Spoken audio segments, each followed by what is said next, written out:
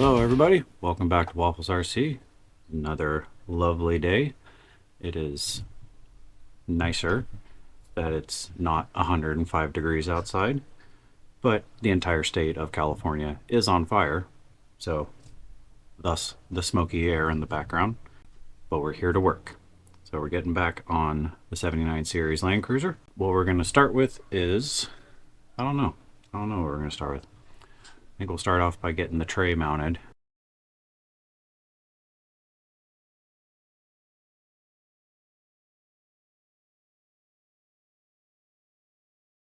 I have a few fun ideas I'm going to try. Hopefully they'll work out. So let's just get right into it. So here's the tray, or the frame for the tray. First things first that I'm going to do is figure out a mounting system for this to mount it onto the frame of the truck. Then I have to make something back here, make this look a little bit nicer. I'm going to use this tube that I normally use for roll cages, like that, as the main framework to then mount sheet metal onto. Figured that would be a lot lighter using this than trying to make the frame out of this, because the back of this thing's already going to be pretty heavy. So let's get started getting this mounted onto here and then start working on a frame. And here is the tray mounted on. Did 2 bolts back here, made some tabs to go onto the frame. I need to drill the holes a little bit bigger, but it's good enough for now. Next step that I'm going to do is the fender flares.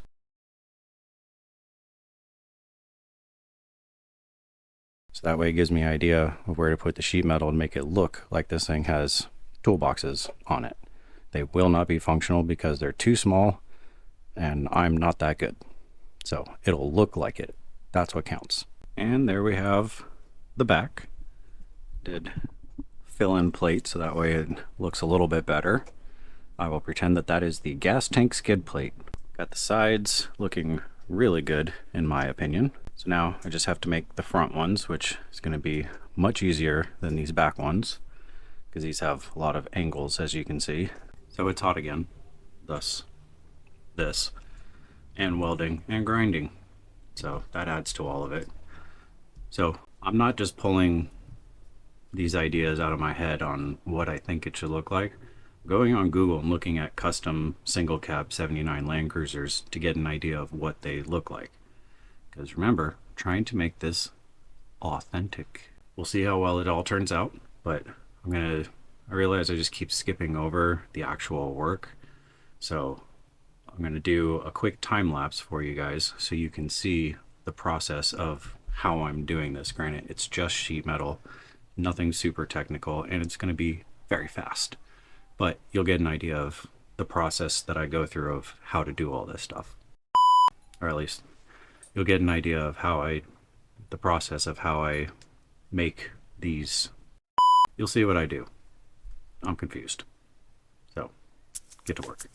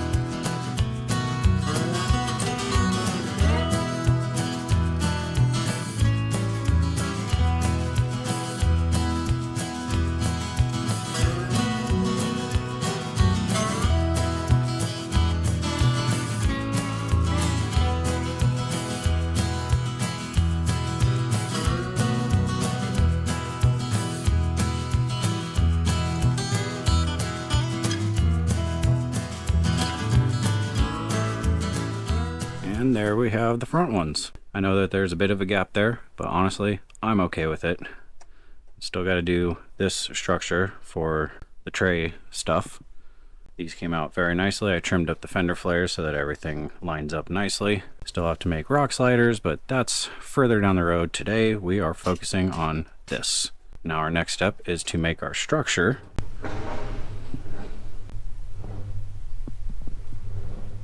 So we're going to make our structure for the top part of the tray and figure it out from there. That guy's having a lot of fun with that car. All right, here is the structure for whatever the Australians tell me that this is called.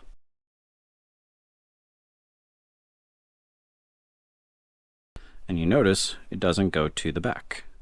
I did that for a reason, not because I didn't measure. So got it arched, somewhat matches that. It's not perfect, but none of my stuff is, so that's what makes it mine. The reason why this doesn't come to the back is because of spare tire. Doesn't stick over the back. It's gonna mount just right here. I'm gonna put some sheet metal so it'll mount off to one side, and then there will be some fun stuff that is on its way for right here in this area. So that's why that is like that. It's for spare tire.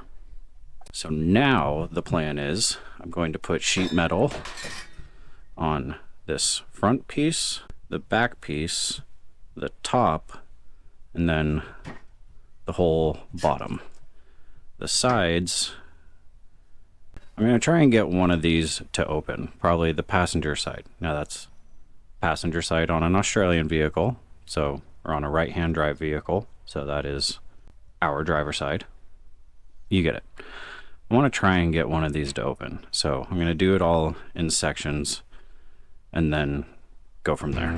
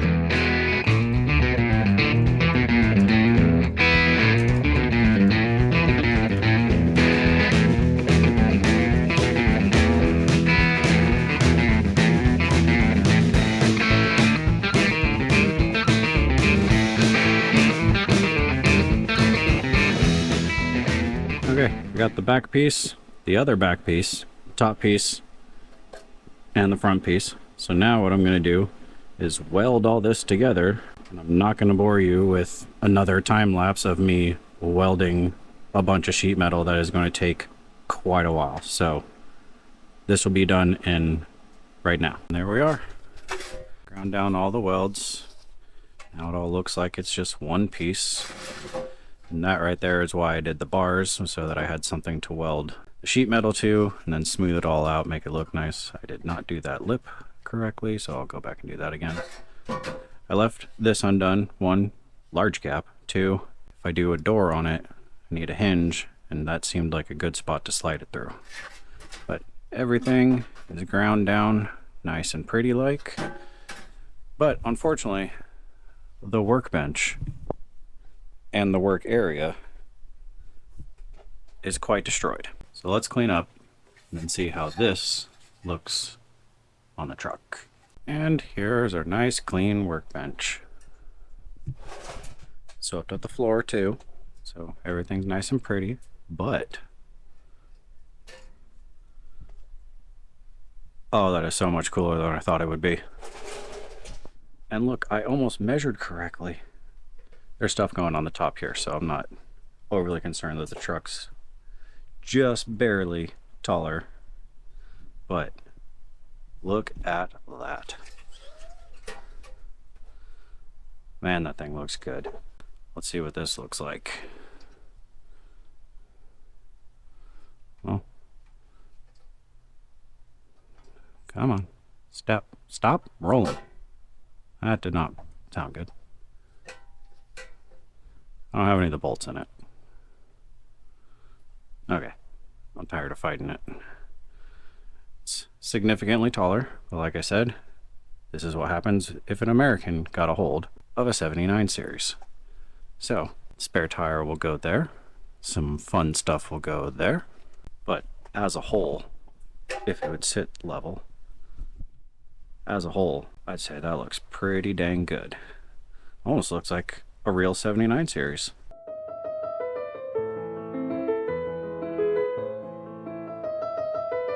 Okay guys, I have been busy.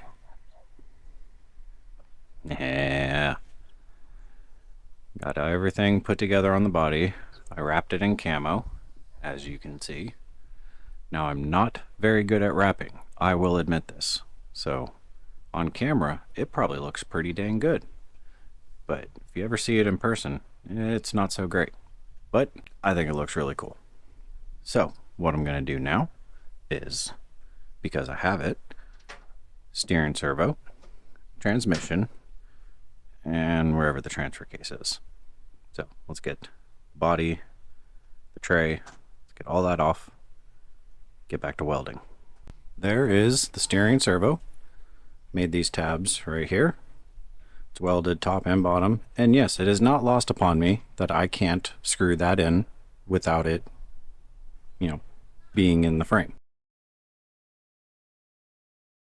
Same with these bottom ones. That's going to be very difficult. The reason why I did that is because I'll deal with the pain to make sure that these are lined up with each other, the track bar and the tie rod.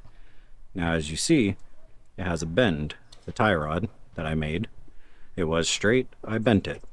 And that is so this one can have the angle for when it goes to full extension.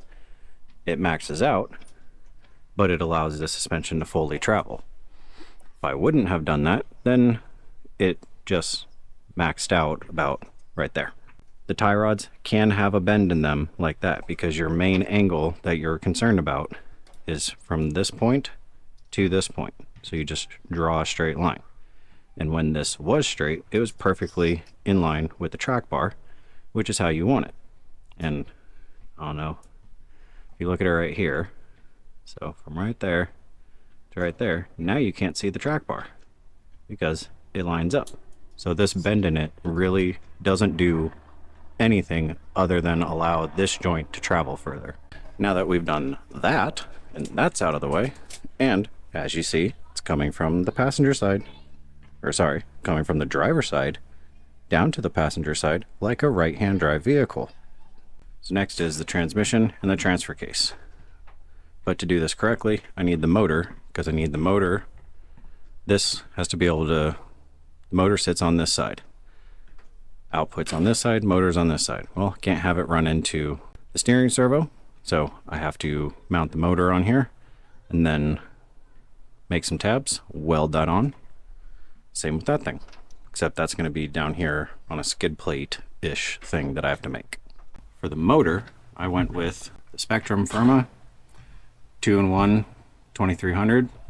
I run these in a couple of my RCs. I've had really good luck with the Spectrums. I've had really good luck with the Hobby Wings. Honestly, performance wise, I can't see much of a difference. I'm sure many of you have your own opinions and you are more than welcome to them. I've had really good luck with the Spectrum 2-in-1. Great for water crossings, minimal maintenance. I've had almost no issues with any of these motors. My little black truck, I have this exact same motor and it's been in there for almost a year. If you go back through my old videos, you see how underwater I take it and the thing just keeps working. I've had receivers go out, but that's a completely different story. So with how many of these I'm running, Spectrum, if you're listening, hook a boy up. Yes, shameless, but gotta try somehow. Worst they can say is no, or not answer. The other thing I like about these is, especially for builds like this when you're tight on space, having this 2-in-1, it's very compact. It's very handy to be able to mount this thing in there, and this is all you have to worry about, and the wires. And then a battery, but that's for future Mike to deal with. To each is your own. If you can afford a Spectrum, then run a Spectrum. If you can only afford the Hobby Wing, then run the Hobby Wing. I like the Spectrums. I like the Hobby Wings. I can't afford Castle, even though I know Castle makes one that's about the same price as this, but it has a separate ESC, and that's just more floor space to take up in my RCs. And I don't know anything about them, so I can't say anything bad about them. But their higher end stuff, I really can't afford that. Same with the servos. These servos that I get are dirt cheap. I don't even know the name of them. I just find one that looks halfway decent in mid-range price. I'll put a link to everything down in the description for motor, steering servo, this transmission, and transfer case. I'll put links to all that. I have not tried this specific type of transmission yet. It's a planetary gear, forward motor style, single output, single speed, but this is very compact, and I was concerned about space because of this being single cab. I didn't know what I was really getting into, so I did separate transmission, transfer case, forward mount. This thing seems like it's built pretty well, so now I'm going to temporarily bolt this together so I can put it in the frame and find a spot for tabs to mount the transmission. All right, and this is what I've come up with. Got the motor mounted in here, got the transmission mounted on these tabs right here. I have the transfer case right here. I know what you may be asking yourself, what on earth is that? So basically what happened is the transfer case and transmission came with this drive shaft. As you can see, it is a bit long. It would have put the transfer case way back here in the middle of all my links, and the front drive shaft would have been incredibly long. So all I did was take one of these ends and the other one of these ends and made that monstrosity. It works. The transmission doesn't move. The transfer case doesn't move. So this pivot joint is mostly pointless. The slip joint, this whole business, is not necessary for two pieces that aren't moving. Am I recommending for somebody to do something like this? No, absolutely not. I don't even know if this is going to work. But we're going to try. And I'm not going to fully weld that in there because I may have to move it eventually, but it's welded in there enough to test it and see how long it lasts. Of course, that's not very smart of me because I'm going to paint it. Once again, problem for the future. All right, well, sun's going down. Been on this for a little while, so I'm going to end it here. We have made some very good progress with the functionality of this RC. Now that I have my transfer case mounted, I can now measure for drive shafts, and I'll actually measure it correctly this time instead of looking back at the video to see what I measured for one of them and just assuming that that's what it's supposed to be for both of them, because that's what I did on the Mercedes and I lucked out. Just looking at this, not going to cut it. So I'll measure this properly, get those ordered up, and we are not very far away from this thing driving along. But we do have quite a bit more work to do to the tray and the canopy and all the stuff on the insides. And lights. Of course, we've got to have lights. This thing's going to have lights. I got stuff to do to the back. I got lots of lights to do.